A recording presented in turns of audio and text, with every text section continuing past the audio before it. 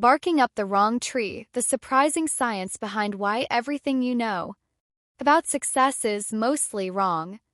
By Eric Barker, author.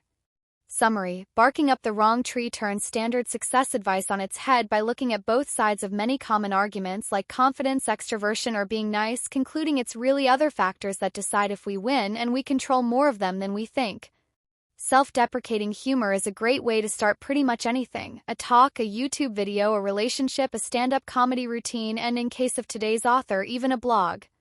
When Eric Barker studied Japanese in college, he learned on the first day of class that his last name means idiot. What most would have taken as offense, he took as the perfect icebreaker. So today, after almost a decade of blogging, the URL of his blog still reads, "I am an idiot" in Japanese, bakadesuyo. Eric's writing is rooted in the Stoic principle to learn more about yourself as long as you live. Hence, much of his posts are dedicated to making scientific research accessible to the general public in ways that balances both sides of an issue like confidence, motivation, extroversion. One value we can already deduct from Eric's behavior is patience. He waited until 2017, 8 years, to publish his first book, Barking Up the Wrong Tree, the surprising science behind why everything you know about success is mostly wrong. It's a distilled collection of his biggest and most surprising lessons. Here are my favorite 3. Good grades often lead to mediocrity. Extroverts make more money, but introverts are better experts. The amount of hours you work matters, it's an undeniable fact.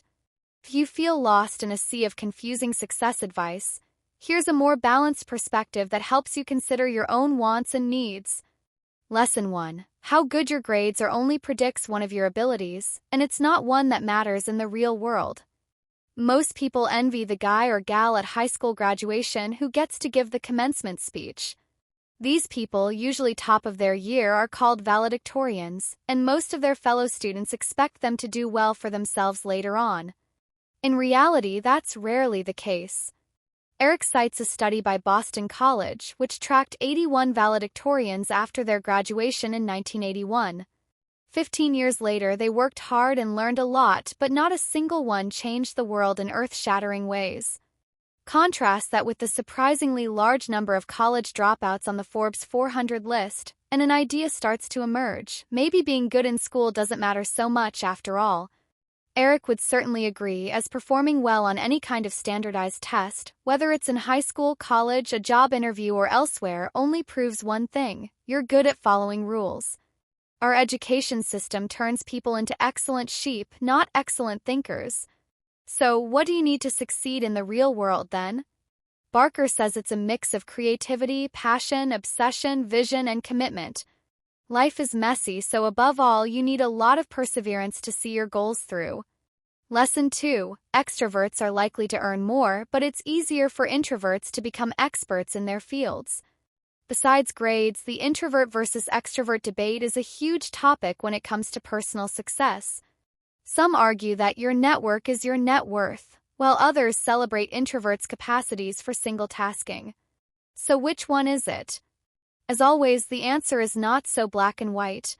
Both introversion and extroversion have something going for themselves. Extroverts make, on average, slightly more money. For example, people who occasionally go for a drink earn up to 14% more.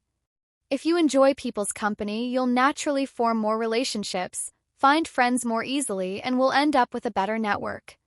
Introverts, on the other hand, are more likely to become an expert in their field. Why? Since they spend more time in private, it's easier for them to put in the hours they need to develop deep domain expertise.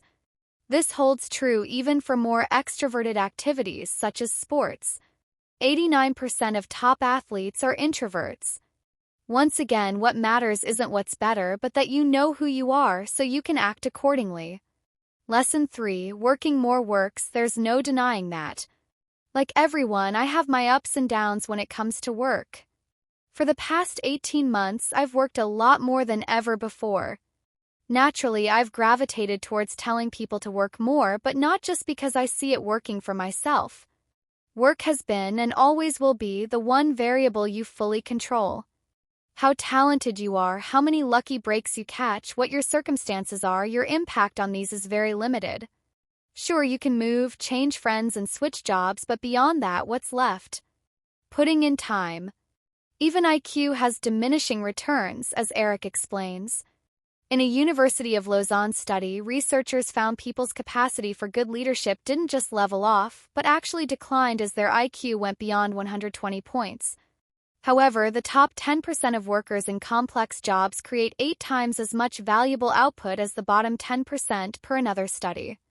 While some of this can be attributed to intelligence, being gifted, etc., it is ultimately the result of many hours of work and having learned the ins and outs of the job. Whether this insight puts a ceiling on your productivity because you have family commitments, for example, or is a baseline for thriving as you currently have lots of time, you can now use it to make life's trade-offs more deliberately, and that's what this book is all about.